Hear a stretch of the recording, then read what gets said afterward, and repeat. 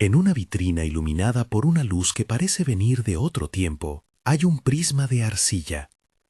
Si lo tomas entre las manos, imaginémoslo, con cuidado, como quien sostiene una piedra tibia, notarás la rugosidad de esas líneas de escritura que no son poesía ni decreto real, son contabilidad.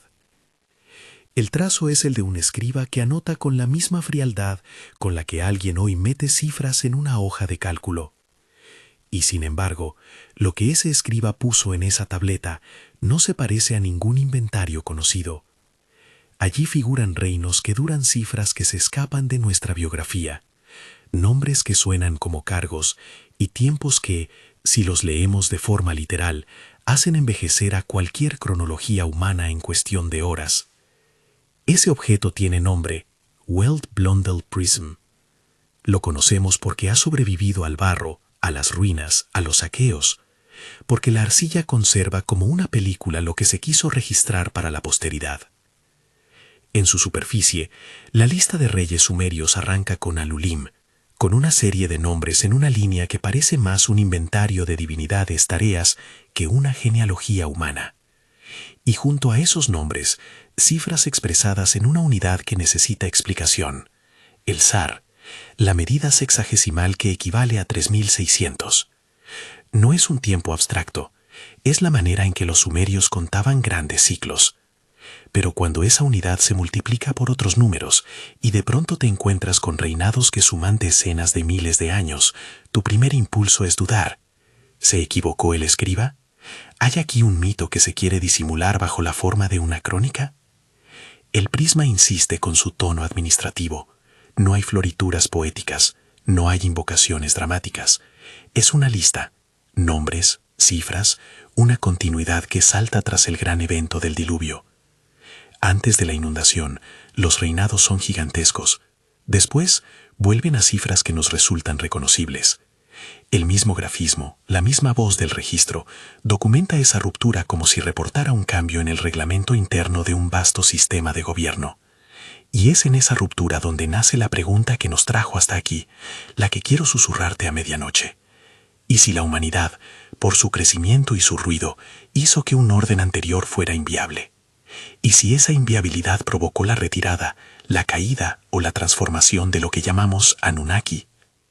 Hay que decirlo desde el principio, esas palabras que hoy usamos, Anunnaki, dioses, diluvio, han viajado por 1000 interpretaciones. Algunas las tratan como mitos poéticos, otras como relatos fundacionales para legitimar reyes y élites. Y hay quienes han propuesto lecturas más audaces, incluso fuera del canon académico. Aquí no ofreceré certezas, ofreceré un camino de pistas, imágenes y textos. Voy a caminar contigo por las tabletas, por las capas de barro en las arjas de arqueólogos, por las narrativas que la propia antigua Mesopotamia dejó en sus vasijas y sus himnos. Lo haré respetando la incertidumbre. No por azar la voz en estas líneas será la de un narrador que conoce las fuentes, pero que prefiere invitar a imaginar antes que imponer una conclusión. El primer indicio que merece explicación no es poético, es numérico. El sar, esa unidad de 3600, organiza las duraciones de los reinos en la King List. Allí aparecen reinados como el de Alulim, que suman varios sars, cifras que, traducidas sin matiz, son incomprensibles para una biología humana. Tras el diluvio, los números se desploman a longitudes plausibles, decenios, centurias a lo sumo, y una gestualidad administrativa diferente. ¿Qué nos dice esto? Que el texto registra, en su propio lenguaje, un antes y un después radical. Algunas interpretaciones sostienen que esos números son míticos por diseño, símbolos de un pasado sacralizado.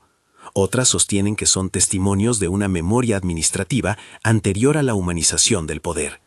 Y hay, por supuesto, lecturas que proponen causas externas o sobrenaturales. Todas coexisten, todas requieren cautela al ser presentadas. Pero si la King List es el mapa de la ruptura, otro texto nos muestra el mecanismo posible de esa ruptura, la epopeya de Atrahasis. Atrahasis es, en términos literarios, una narración que no habla de justicia moral como nosotros la entendemos, no es un sermón sobre pecado, es un problema de gestión.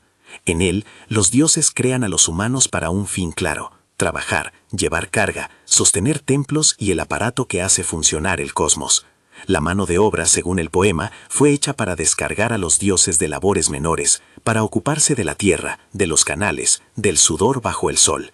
Ese es el contrato tácito. Los dioses crean, los humanos mantienen.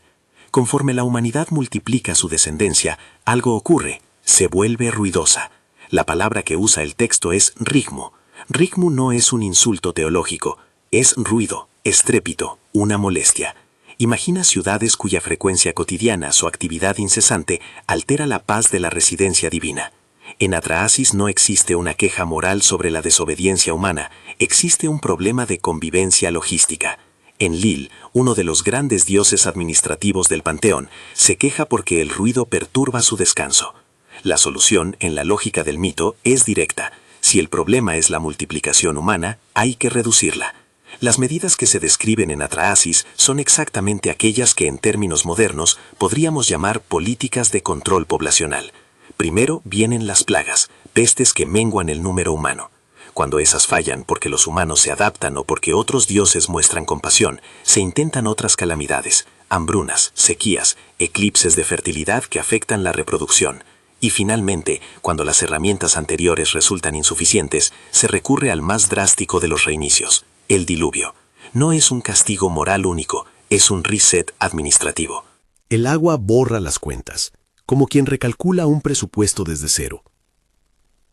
Pero incluso en Atrahasis hay contradicciones que revelan una tensión humana con su propia creación. Enki, el dios que conoce los arcanos y la astucia, compadece a la humanidad. Interviene, aconseja subterfugios, crea la excepción que salva a una pareja, la figura que luego será reconocida como Utnapishtim en la epopeya de Gilgamesh, y así preserva la chispa humana. Ese rasgo narrativo es importante. No hay un consenso divino sobre la medida a tomar. La decisión de borrar con agua es, en apariencia, una solución consensuada ante el fracaso de la gestión. Aquí aparece una lectura clave para nuestra hipótesis. Si lo divino era en parte una estructura administrativa, el fracaso de esa administración podría explicar una retirada o una transformación de la presencia directa. Imagínalo de este modo. Piensa en una empresa gigantesca que, desde sus orígenes, dependió de un cuerpo de supervisores que vivían en las oficinas centrales. Con el crecimiento descontrolado de sucursales, de empleados y de caos, esas oficinas centrales dejan de poder controlar directamente cada taller.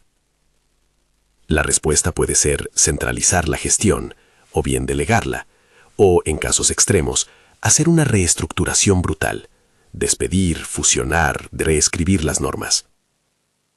Si aplicamos esa metáfora al mundo antiguo, la posibilidad que surge es la de una presencia divina que deja de ser ubicua y directa, y que pasa a operar mediante mediadores, sacerdotes, rituales, símbolos.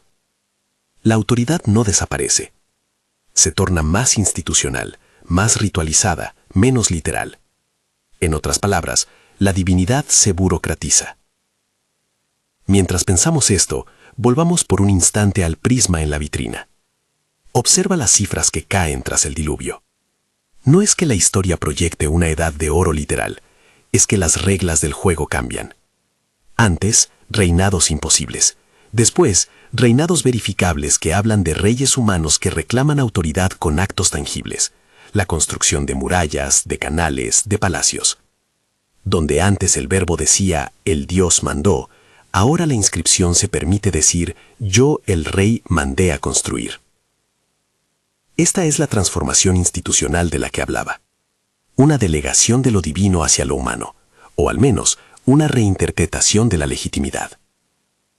Quizás estás pensando ahora en las zigurats, esas enormes plataformas escalonadas que aún hoy recuerdan montículos de labor humano dedicados a lo sagrado. Imagina un zigurat solitario al amanecer, la piedra todavía caliente por la noche, las huellas de los obreros en el barro seco, los almacenes llenos de linos y granos. Un templo no es solo un lugar de oración. Es una oficina de registro, un banco, un depósito de expectativas.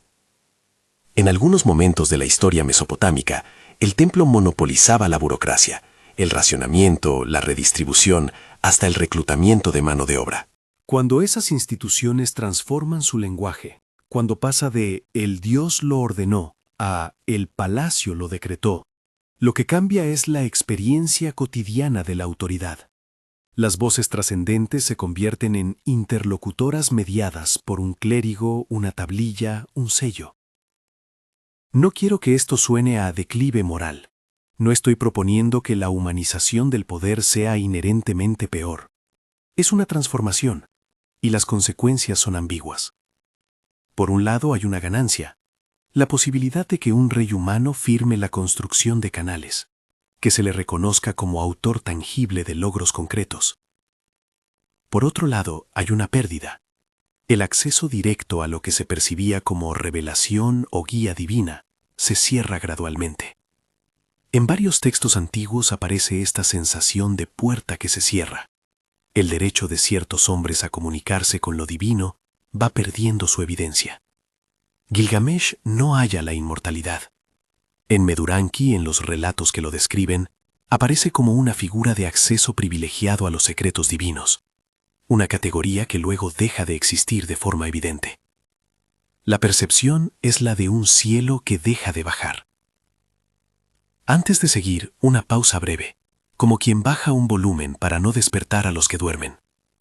Si te gustan estos relatos nocturnos que mezclan mito y arqueología, si te atrae la idea de caminar por las huellas de antiguas administraciones como quien sigue un misterio, suscríbete.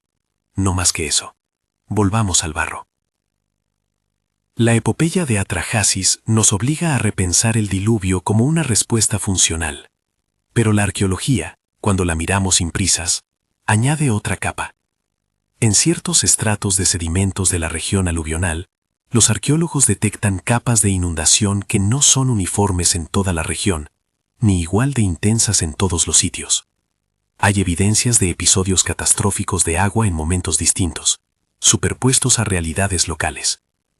Esto no convierte el mito en historia literal de un único cataclismo global, pero sí sugiere que, al menos en memoria, hubo sucesos de inundación que fueron lo bastante dramáticos como para consolidarse en la narrativa colectiva. Las inundaciones locales, acumuladas en memoria y transmitidas por escribas y poetas, se pueden volver míticas y planificadoras de política. Aquí surge otro punto importante: la función de los textos. Un poema como Atrahasis o una lista de reyes como la del Weltplan del Prism no son meros cronogramas, también son herramientas de autoridad. ¿Para quién se escribían? En gran parte para las élites que necesitaban legitimarse ante sus conciudadanos y ante el panteón mismo. Registrar que antes hubo reyes que gobernaron por miles de años es una forma de decir: mi linaje está conectado con algo anterior y sagrado. Pero cuando esa continuidad se rompe con cifras que vuelven a la normalidad humana, el mensaje cambia. ¿Qué tipo de legitimidad reclama entonces quien sube al trono? Empieza a necesitar otras pruebas, la capacidad de construir fortificaciones, de colocar su nombre en un canal, de asegurar la producción. La administración deja de ser una presencia directa de lo divino y se transforma en una tecnología de legitimación humana. Mientras todo esto sucede en la página y en la arcilla, las historias personales mantienen su carga emocional. Utnapishtim, en la versión de Gilgamesh, es la excepción que la administración no pudo borrar. Él, o un antepasado arrojado a un cofre, según la variación, sobrevive a la inundación y recibe la chance de una longevidad que la mayoría no conocerá. Pero su supervivencia no devuelve el mundo al estado anterior. Es un faro solitario en un paisaje que ha cambiado. Gilgamesh, cuando sale de su búsqueda, regresa con la conciencia de que los tiempos de acceso directo a lo divino han pasado. Esa pérdida se siente como un abandono para quienes aún creían que la divinidad podía intervenir con mano visible. Y aquí conviene subrayar una distinción que a veces los relatos populares olvidan. El cambio no implica que los dioses desaparecieran del todo, sino que su forma de interactuar con los humanos varió. La mediación sacerdotal, la escritura, los sellos, los rituales, se volvieron las vías legítimas para canalizar la voluntad divina. El destino, el Tablet of Destinies de la Enuma Elish, se convirtió en un símbolo de autoridad transferible, algo que podría pasar de manos según luchas y conquistas. En la Enuma Elish, la guerra entre dioses y la sujeción de Tiamat por Marduk se leen como una teología que justifica un nuevo orden. El vencedor recibe el poder de nombrar el mundo y de organizar las funciones divinas. Es una teología de legitimación política envuelta en una épica cosmológica. Mientras la noche avanza y la luz de la vitrina vuelve a resbalar sobre el prisma de arcilla, volvamos por un instante al gesto humano en la microhistoria. Registrar, anotar, contar. Los escribas eran técnicos de la memoria estatal. Su trabajo era poner el pasado en una forma que la administración pudiera entender. Y por eso mismo, en esas inscripciones hay una frialdad que resulta estremecedora. La historia se transmite como si fuera un informe. Quizás esa frialdad es la pista más valiosa para nuestra hipótesis. Si lo divino funcionaba en parte como una estructura de gestión, entonces la expansión humana, la multiplicación del ritmo, la complejidad de las ciudades, el aumento de demandas, sería un factor que vuelve inoperable aquella forma de gobierno. El resultado puede ser entendido de muchas maneras: retirada, caída, transformación o simplemente una reconfiguración de la autoridad. Puede que en este punto sientas la tentación de pensar en otras lecturas, en explicaciones que van más allá de la administración. Hay quienes sostienen que los textos son ideologías, herramientas para justificar la dominación de élites que, tras el colapso de una memoria sagrada, inventan linajes para sostener su poder. Otros han propuesto lecturas más espectaculares, intervenciones externas, seres no humanos con tecnología y propósitos distintos a los nuestros. Debo detener aquí el impulso. Esas hipótesis pueden aparecer en la conversación y las discutiremos con cuidado, señalando en todo momento sus límites metodológicos. Por ahora conviene mantener la mirada en los documentos y en la arqueología y en lo que estos permiten inferir con prudencia. Antes de cerrar este tramo de la narración, detengámonos en la imagen de la ciudad. Imagina Uruk o Eridu al anochecer. Unas lámparas de aceite, el barullo de los mercados que se apaga, los sacerdotes repasando sus listas en el templo, los números anotados en tablillas húmedas. Un clima de trabajo constante. La posteridad para esos hombres y mujeres sería la pervivencia de sus registros. Por eso el Weld Blond del Prism es tan inquietante. No solo registra un pasado, lo normaliza con el lenguaje de la administración. Nos dice con la aparente neutralidad de una nómina que algo cambió en la manera en que se distribuía la autoridad. Y cuando algo así cambia, las consecuencias se sienten en la intimidad, en la pérdida de la certidumbre de que un dios pueda bajar y resolver personalmente un asunto, en la transformación de la esperanza en ritual, en la sustitución de lo personal por lo institucional. He recorrido contigo hasta aquí la escena del prisma, la matemática inquietante del zar, la lógica administrativa de Atrahasis y la primera lectura de esa transformación institucional. Estamos todavía en las primeras pistas del enigma. Nos queda por examinar con más detalle la evidencia arqueológica que acompaña estas lecturas, las capas de inundación en la estratigrafía, los cambios en la arquitectura, el paso de templos dominantes a palacios más autoritarios, las tabletas que empiezan a registrar impuestos y raciones con un lenguaje más secular. También debemos mirar cómo la Enuma Elish teologiza la transferencia de poder y cómo figuras como Enmeduranki o Nabonidus se convierten en confluencias entre memoria religiosa y búsqueda de legitimidad. Y por supuesto, habría que explorar las tres grandes interpretaciones de este rompecabezas: la ideológica, la histórica elitista y la alternativa extraordinaria, todas ellas con sus evidencias y sus faltas. Cada una arrojará luz sobre por qué, quizá, la humanidad pudo haber sido el factor que hizo insostenible un orden anterior. Pero esa es la siguiente puerta que vamos a abrir. Por ahora, dejemos la arcilla en la vitrina, ciñamos la lámpara y permitamos que la pregunta quede suspendida en el aire templado de la sala. ¿Qué tipo de universo emerge cuando el mando deja de ser una presencia visible y se convierte en una práctica? ¿Es liberación o exilio? ¿Quién gana y quién pierde con esa burocratización de lo sagrado? Mientras sostienes la imagen, la lista de reyes, la palabra Rigmu resonando como un eco de mercados y talleres, piensa en las ciudades modernas, con sus ruidos, sus hojas de cálculo y sus administraciones complejas. En un nivel, la distancia entre entonces y ahora es abismal. En otro, apenas una continuidad. La necesidad de organizar, contar y regular lo que crece más rápido que los marcos que lo sostienen. Es en esa tensión que dejaremos el prisma por un momento y nos moveremos hacia el barro húmedo de las excavaciones, hacia los niveles donde los arqueólogos han encontrado evidencia de eventos hídricos y hacia las inscripciones que, con distintos acentos, repiten la misma melodía. Hubo un antes de un gran pasar del mundo. Allí, en esos sedimentos y en esas tablillas, se construye lo que sigue. Hay voces que insinúan que la humanidad, con su expansión, con su ruido, fue en sí misma un vector de cambio para los Anunnaki. Pero la historia no dice eso de forma directa. Nos da piezas que tenemos que ensamblar, con cuidado, con ganas de asombro y con respeto por la incertidumbre. Continuemos entonces, y vayamos a mirar las huellas que la Tierra conserva del paso del agua y de la reorganización humana.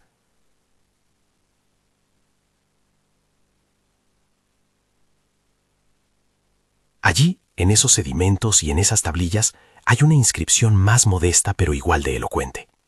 El barro guarda episodios de agua que llegaron a borrar calles, almacenes y buzones de arcilla. Cuando los arqueólogos abren un corte estratigráfico, no siempre encuentran un único horizonte claro de destrucción. Hallan lentes de limo y arena, capas discontinuas que hablan de inundaciones locales, de crecidas espontáneas, de canales desbordados en distintas generaciones. Esas marcas no prueban un diluvio universal en una única fecha. Apuntan, en cambio, a una memoria compartida de episodios hídricos que pudieron ser lo bastante traumáticos para entrar en la narrativa colectiva. La manera en que los escribas tejieron esos recuerdos con la memoria administrativa explica por qué, a la vez, hablamos de gestión y de mito.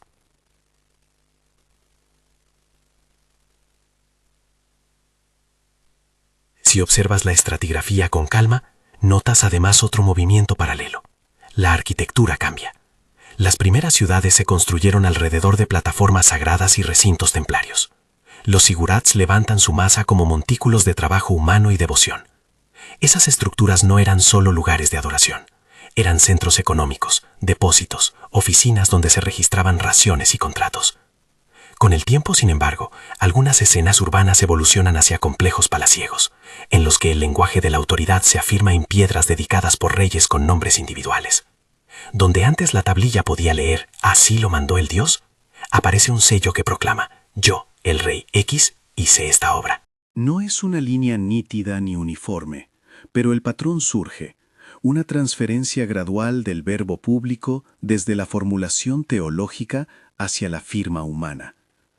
Las tabletas administrativas que arqueólogos y epigrafistas examinan, listas de raciones, catálogos de trabajadores, sellos económicos, manifiestan ese gesto.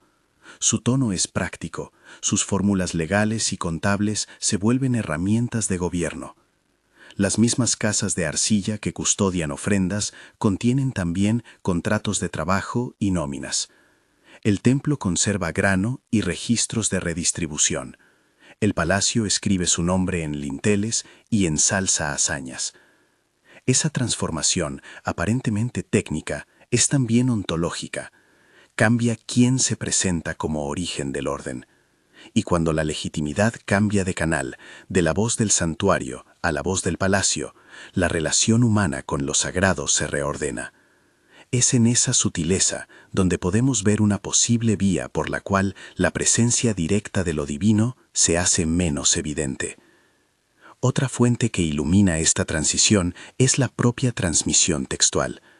Muchas de las grandes epopeyas que hoy conocemos llegaron a nosotros en copias tardías, recopiladas en bibliotecas como la de Asurbanipal. Esa gran colección, hallada en Nínive, preservó versiones del Gilgamesh que habían circulado durante siglos. Cuando leemos esas tabletas, vemos capas de reelaboración, mitos que fueron reescritos para nuevos imperios, teologías que alteraron su énfasis para explicar conquistas políticas. La supervivencia de estas obras en archivos palaciegos es un testimonio de cómo la memoria religiosa fue trabajada por máquinas administrativas que tenían intereses concretos. En la Enuma Elish, la cosmología se presenta como un teatro de legitimación. Tiamat, la gran figura caótica, es sometida por Marduk, quien organiza el cosmos y distribuye funciones. Los me, que se mencionan en el poema, son en términos sencillos los atributos y prerrogativas que sostienen el orden: instrucciones, técnicas, roles culturales que permiten a la sociedad funcionar. Al tomar el Me, Marduk no solo reorganiza el universo, también centraliza la autoridad simbólica. El Tablet of Destinies, el artefacto que confiere control sobre nombres y decretos, es la metáfora máxima de un poder transferible.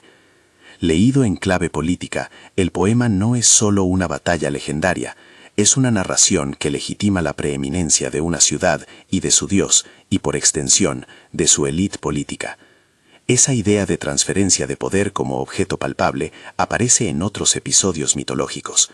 En historias que conectan reyes con privilegios tecnológicos o rituales, hay figuras que encarnan el pasaje de un acceso privilegiado al saber divino hacia una práctica controlada por una institución. En Meduranki, por ejemplo, figura como un hombre que detenta formas de comunicación únicas con los dioses. En textos posteriores, su perfil sirve para justificar la autoridad sacerdotal o real que reclama una herencia legítima. En otra tradición que circuló durante siglos y se vinculó a estas corrientes, Enoc aparece también como un hombre que asciende y conoce los secretos celestes, un motivo compartido sobre el que diversas culturas proyectaron versiones propias. El hilo común es la existencia de hombres que en algún momento pudieron, o al menos imaginaron poder, traspasar la barrera entre lo humano y lo divino. Con el tiempo, esa posibilidad se vuelve más raramente visible en la vida pública. Gilgamesh encarna de manera dramática la pérdida de esa posibilidad. En su búsqueda no halla la eternidad. Regresa con la conciencia de que ha tocado un umbral que ya no se abre. No es solo su fracaso personal, simboliza un cambio de época. La tradición que conserva la historia no la convierte en una lección moral simple, la convierte más bien en una memoria de lo que se ha vuelto inaccesible. Encontramos entonces una tensión que recorre las fuentes, el recuerdo de una relación más inmediata con lo sagrado, y la constatación de que esa relación se ha vuelto institucional, mediada por procedimientos, sellos y sacerdocios. Si juntamos las pistas, las capas de lodo y arena, los cambios arquitectónicos, la reelaboración literaria, se dibuja un mapa donde la expansión humana opera como un factor que complejiza la gobernanza. Pero, ¿cómo convertir ese mapa en una hipótesis que responda a nuestro título central, sin forzar los datos?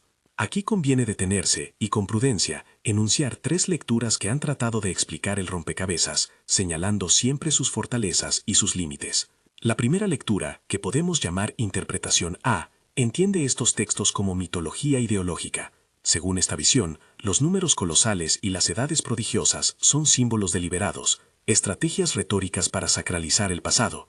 Los autores de las listas no quisieron engañar a nadie, quisieron dotar de gravedad y parentesco divino a la institución que representaban. La ventaja de esta interpretación es que explica por qué el tono del Welt Blondel Prism es administrativo. No se trata de un poema lírico que exalte lo irracional, sino de una memoria que incorpora la sacralidad como recurso legitimador.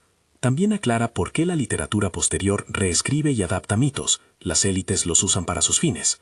Pero la interpretación A es menos satisfactoria cuando topa con elementos concretos, las inundaciones locales, las evidencias arqueológicas de reorganización urbana, los cambios de registro en los archivos administrativos. No basta con decir es mito si al mismo tiempo hay patrones materiales que sugieren transformaciones institucionales reales.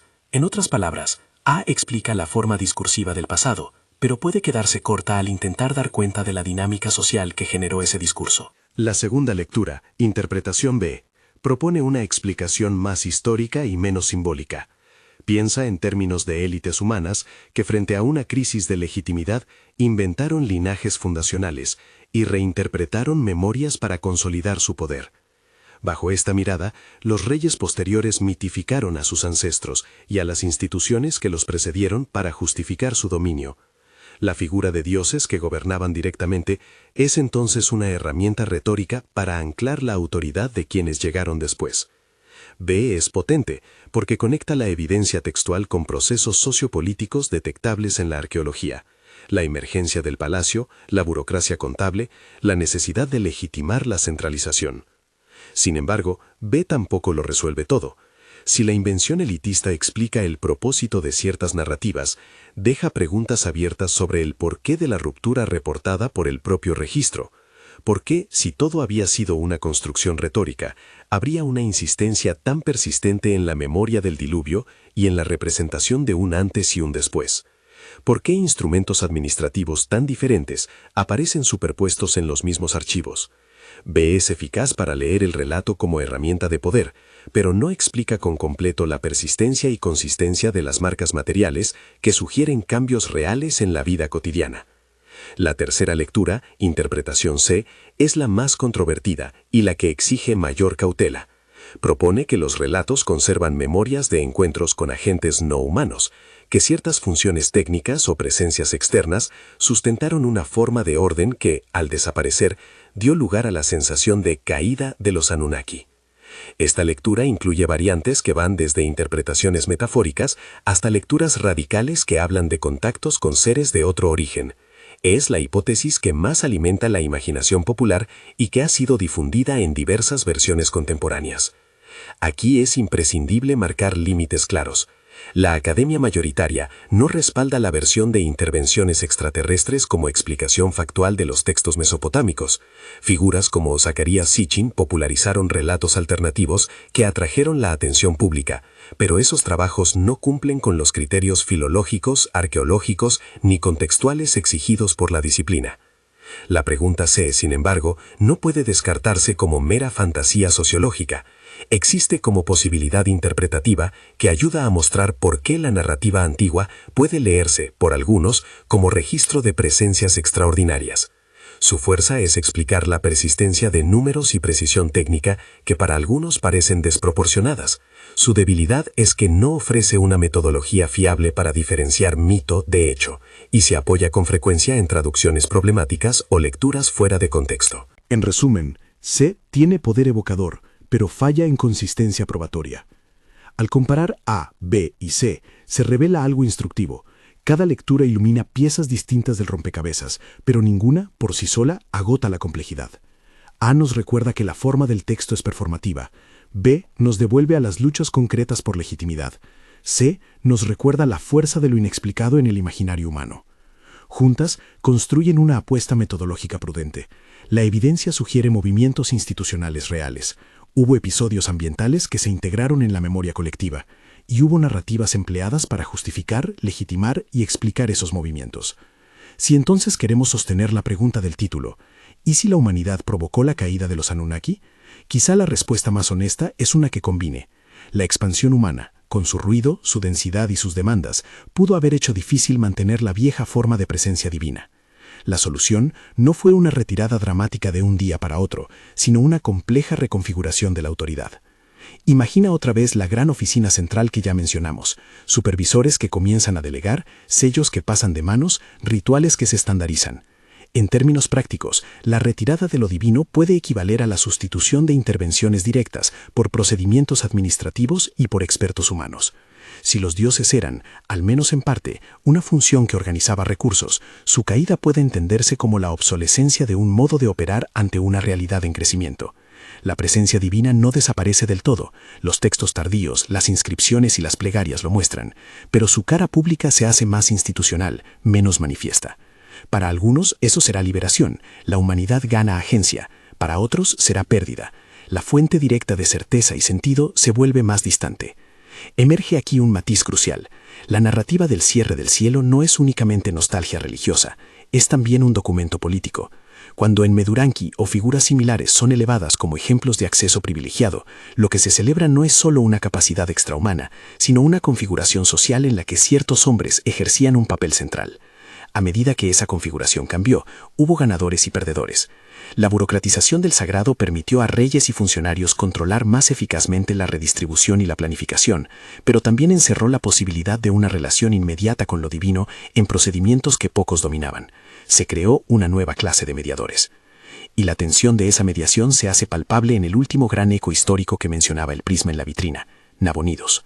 En su cilindro y en otras inscripciones que nos han legado fuentes antiguas, figura un rey que parece obsesionado por los cimientos antiguos, por la restauración de templos olvidados, por la búsqueda de prácticas que conecten con un pasado que ya no se manifiesta con claridad.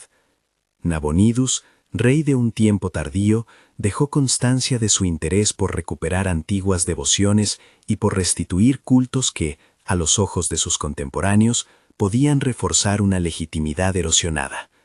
Su figura tiene algo de arqueólogo y algo de sacerdote, a la vez alguien marginal y central. En las fuentes, su conducta religiosa le valió recelos y desconfianzas políticas. Lo que vemos en Nabonidus es, de manera muy nítida, a una élite que intenta recomponer un puente que se siente quebrado.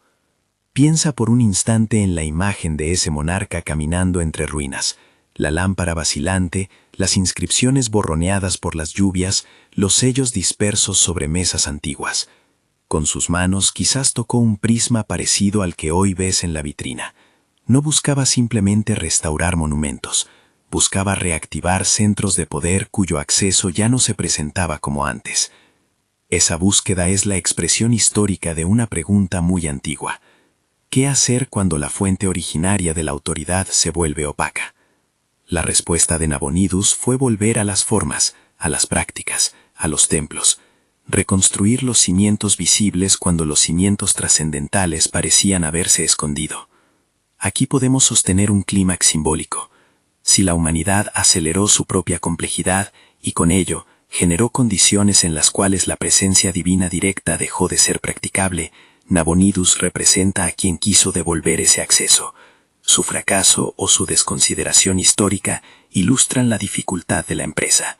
La sensación que nos queda es ambivalente. Por un lado, una posibilidad de restitución mediante la técnica arquitectónica y ritual. Por otro, la percepción de que algo esencial se había ya transformado. Esa ambivalencia es quizás la más fiel al material que preservamos. Y entonces volvemos a la pregunta del título con una orientación algo más afinada. No hablamos necesariamente de una caída, en el sentido de una expulsión fulminante, ni de una gesta cósmica. Hablamos de una compleja reescritura institucional causada en parte por el crecimiento humano. La humanidad pudo haber sido, en su propio desenvolvimiento, la fuerza que hizo inviable un modo antiguo de presencia. No fue una acusación moral, fue una constatación funcional. La pregunta mayor que queda, no obstante, es ética y existencial. Si ese cambio supuso la pérdida de un acceso directo, ¿lo vivimos hoy como libertad alzándose o como un exilio que debemos lamentar? Mira la ciudad moderna por un momento. Las gigantescas torres de oficinas, las redes de datos, las oficinas centrales que distribuyen órdenes a millones de empleados. En lo formal, no estamos lejos de aquel esquema antiguo. Hemos construido instituciones que mediatizan la autoridad hasta el punto de convertir la experiencia más íntima, el encuentro con lo sagrado, con la certeza, en un trámite. Para algunos, eso es emancipación. Hemos tomado la responsabilidad de nuestro destino. Para otros, es pérdida. Hemos sustituido el misterio por formularios y rutinas. La tensión es humana y perenne. Antes de concluir, conviene recordar una vez más limitaciones metodológicas y dejar el margen de duda abierto. Las traducciones, los contextos y las fechas siguen siendo objeto de debate. Hay zonas del corpus textual replicadas en épocas posteriores que complican cualquier cronología simple. Las imágenes de plagas, hambrunas y reinicios se interpretan de múltiples maneras, como memoria de episodios puntuales, como construcción ideológica o como combinación de ambos. No hay una única llave interpretativa que cierre la puerta a la incertidumbre, solo aproximaciones que se complementan y se contrapesan. Si cediéramos a la tentación de una conclusión definitiva, podríamos montar una narrativa atractiva pero frágil. En lugar de eso, mantengamos la ambigüedad como el motor de la reflexión. La evidencia arqueológica y textual sugiere que hubo un antes y un después que se codificó tanto en barro como en mito, que la lógica administrativa y la necesidad de controlar crecientes poblaciones jugaron un papel en la reconfiguración de la autoridad, y que figuras como Nabonidus nos muestran la dificultad de recuperar un vínculo que se siente perdido. Todo ello permite imaginar que el propio desenvolvimiento humano fue en algún grado el catalizador de la transformación que las antiguas fuentes relatan como la caída de una forma previa de lo divino. Cierro esta historia con una imagen que mezcla lo antiguo y lo contemporáneo, el prisma en la vitrina, y, fuera del museo, la ciudad que nunca duerme. Entre ambos una continuidad sutil, el trabajo de contar, registrar y ordenar. La arcilla conserva la voz de administradores que intentaron traducir su mundo en cifras. Nosotros traducimos ese registro en preguntas para nuestra propia noche. ¿Fue la transición, ruptura o adaptación? ¿Ganamos libertad o fuimos exiliados de una cercanía que ya no vuelve? No tengo una respuesta única que darte. Tengo, en cambio, la invitación a pasear con estas dudas por las calles del recuerdo. Si esta historia te despertó preguntas, si alguna de las interpretaciones te resultó más plausible que las otras, compártelo abajo. ¿Qué explicación resuena más contigo? Escribe tu hipótesis, y si te pareció útil este paseo entre barro y mito, comparte esta narración con alguien que disfrute de estas noches de incertidumbre. Apaga la lámpara imaginaria con suavidad. Deja que el eco de las palabras se mezcle con los sonidos de madrugada, el roce del viento, el leve goteo del agua que recuerda la memoria de antiguos ríos, el silencio que queda después de un informe. Mañana, en otra historia, volveremos a leer las huellas que la humanidad dejó en la arcilla y a preguntar, con la misma calma, ¿qué resta por descubrir? Duerme ahora con la imagen del prisma en la vitrina, frío al tacto, cálido en su memoria.